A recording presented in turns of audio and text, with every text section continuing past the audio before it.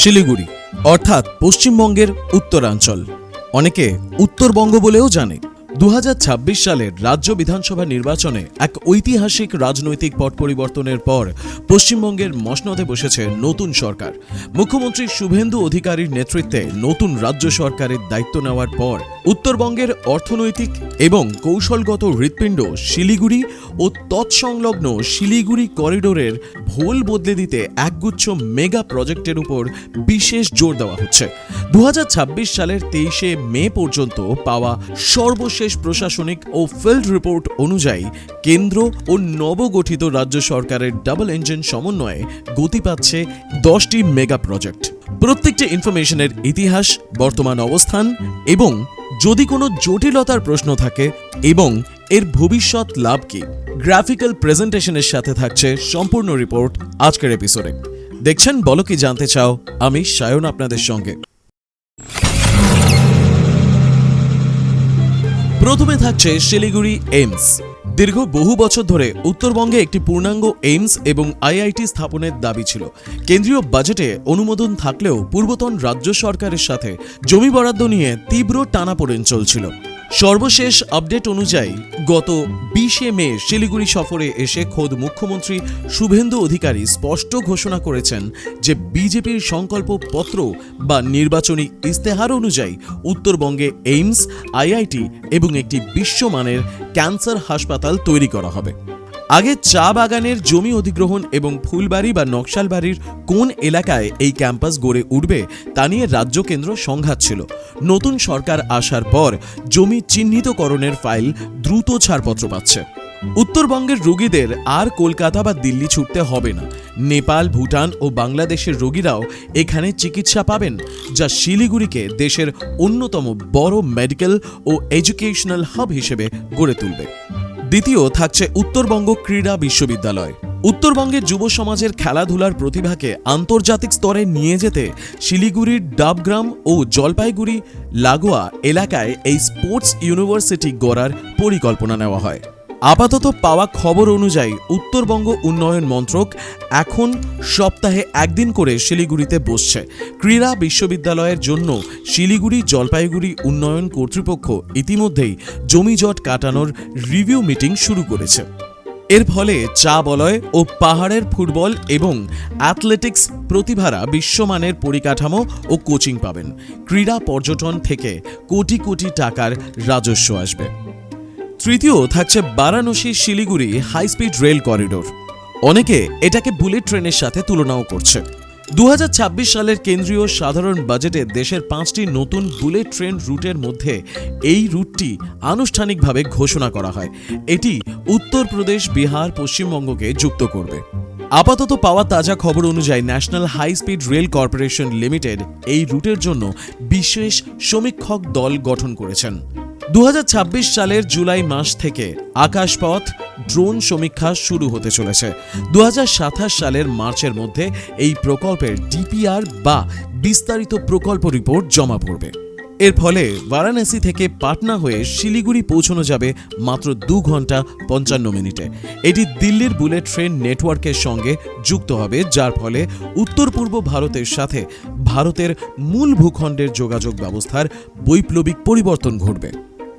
চতুর্থ থাকছে Siliguri corridor underground rail ও connectivity.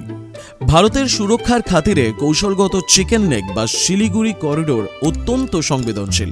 যুদ্ধকালীন পরিস্থিতিতে যাতে সৈন্য ও রসদ নিরাপদে যাতায়াত করতে পারে তার জন্য এই পরিকল্পনা।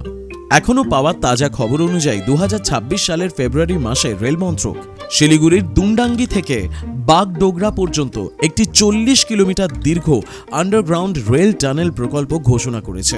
বর্তমানে এর টেকনিক্যাল ফিজিবিলিটি টেস্ট চলছে। এর ফলে যে কোনো আন্তর্জাতিক সংকটের সময় এই ভূগর্ভস্থ পথ ভারতীয় সেনাবাহিনীর জন্য রক্ষা কবচ হিসেবে কাজ করবে এবং সাধারণ ট্রাফিকের উপর কোনো প্রভাব ফেলবে না। পঞ্চম থাকছে Siliguri Gorakhpur expressway. Greenfield expressway প্রকল্পের অধীনে উত্তরপ্রদেশ, বিহার ও পশ্চিমবঙ্গকে জুড়তে 519 কিলোমিটারের এই এক্সপ্রেসওয়ে ভারতের সড়ক পরিবহন মন্ত্রকের মেগা প্রজেক্ট। এর বাজেট প্রায় 38,645 কোটি টাকার মতন। এখনো অবধি পাওয়া তাজা খবর অনুযায়ী বিহারের অংশে জমি অধিগ্রহণ দ্রুত গতিতে চলছে। উত্তরপ্রদেশের কুশীনগর অংশে গত মার্চ মাসে 19শে মার্চ সড়ক পরিবহন মন্ত্রক জমি অধিগ্রহণের চূড়ান্ত গেজেট নোটিফিকেশন জারি করেছে। এই প্রকল্পের সমাপ্তির লক্ষ্যমাত্রা রাখা হয়েছে 2028 সাল। বিহারের বেতিয়া ও সীতামঢ়ীতে জমির ক্ষতিপূরণ নিয়ে কিছুটা বিবাদ থাকলেও নতুন রাজ্য সরকার উত্তর দিনাজপুর ও দার্জিলিং জেলায় জমি জট দ্রুত মেটাতে তৎপর হয়েছে। এর ফলে গোরখপুর থেকে শিলিগুড়ি সময় 15 ঘন্টা থেকে কমে 8 থেকে 9 ঘন্টা হবে। শিলিগুড়ি হয়ে উঠবে পূর্ব ভারতের সবচেয়ে বড় লজিস্টিক ও গুদামজাতকরণ ক্যাপিটাল। ষষ্ঠ থাকছে শিলিগুড়ি করিডোর রেল লাইনের কোয়াড্রাপলিং। নিউ জলপাইগুড়ি এবং শিলিগুড়ি জংশন হয়ে উত্তর পূর্বে যাওয়ার রেলপথে অতিরিক্ত ট্রাফিকের কারণে 4 লেনের রেল লাইন বা কোয়াড্রাপলিংয়ের সিদ্ধান্ত নেওয়া হয়। অমৃত ভারত স্টেশন স্কিমের অধীনে এনজিপি স্টেশনের আন্তর্জাতিক মানের পুনর্গঠন প্রায় শেষের মুখে। এর সাথেই করিডোরের বটলনেক বা সংকীর্ণ অংশগুলিতে 4 লেনের ট্র্যাক পাতার জন্য মাটি পরীক্ষার কাজ চলছে। এর ফলে উত্তর পূর্ব ভারতের রাজ্যগুলির মালবাহী ট্রেন এবং দ্রুতগতির যাত্রীবাহী ট্রেনের লেট হওয়ার সমস্যা চিরতরে ঘুচে যাবে। সপ্তম থাকছে সেবক এলিভেটেড করিডোর। সেবকের রেলওয়ে লেভেল ক্রসিং এবং সংকীর্ণ রাস্তার কারণে সিকিম কালিম্পং যাওয়ার পথে তীব্র যানজট তৈরি হয়। এই সমস্যা মেটাতে 1400 কোটি টাকা ব্যয়ে 14 কিলোমিটার দীর্ঘ একটি এলিভেটেড করিডোর অনুমোদন দেয় কেন্দ্র। বর্তমান পাওয়া তথ্য অনুযায়ী সেবক ক্যান্টনমেন্ট থেকে সেবক বাজার পর্যন্ত এই এলিভেটেড করিডোরের শিলান্যাস ইতিমধ্যেই কেন্দ্রীয় মন্ত্রী নীতিন গাডকারি করেছেন। NHIDCL-কে এই রাস্তার দায়িত্ব দেওয়া হয়েছে এবং পরিবেশ মন্ত্রকের থেকে ছাড়পত্র মেলার পর প্রাথমিক পিলার পাইলিংয়ের প্রস্তুতি চলছে। এর ফলে ভবিষ্যতে সেবকের রেল গেটের যানজট থেকে মুক্তি মিলবে। সিকিম ও ডুয়ার্সের পর্যটন ব্যবসা এক ধাক্কায় দ্বিগুণ হবে। অষ্টম থাকছে দ্বিতীয় করোনেশন ব্রিজ। ব্রিটিশ আমলে তৈরি 100 বছরের পুরনো করোনেশন ব্রিজের স্বাস্থ্য দুর্বল হওয়ায় ভারী যান চলাচল নিষিদ্ধ।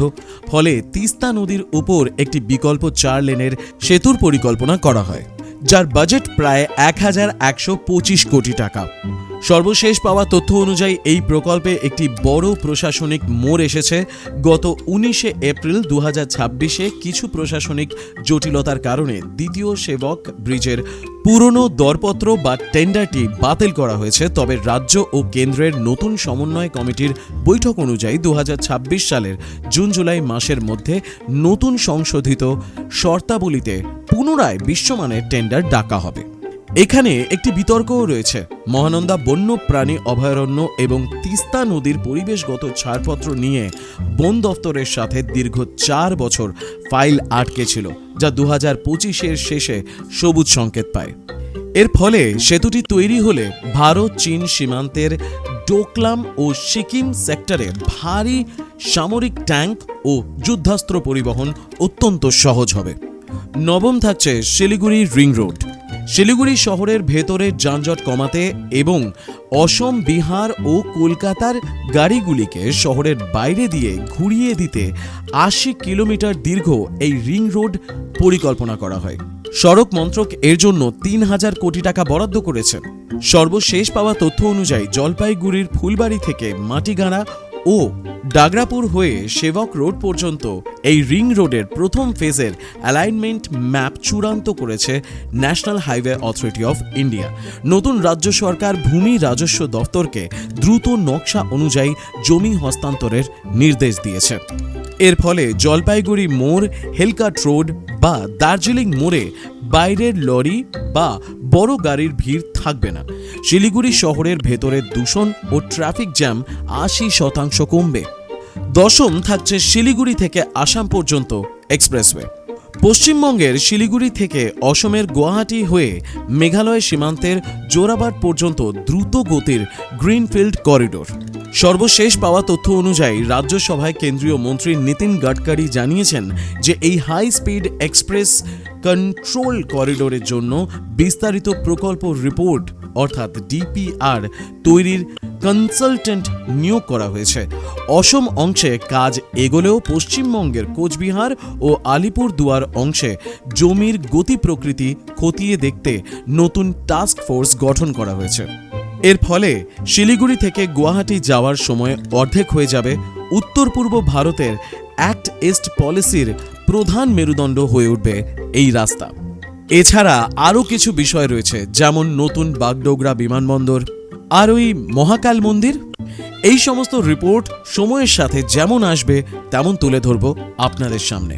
আজকের গোটা ভিডিওতে সমস্ত তথ্য পুঙ্খানুপুঙ্খভাবে আপনাদের সামনে তুলে ধরলাম। বিষয়বস্তু সম্পর্কে আপনার মতামত কমেন্টে জানাবেন। ভালো লাগলে লাইক করবেন, বন্ধুবান্ধবের সঙ্গে শেয়ার করবেন।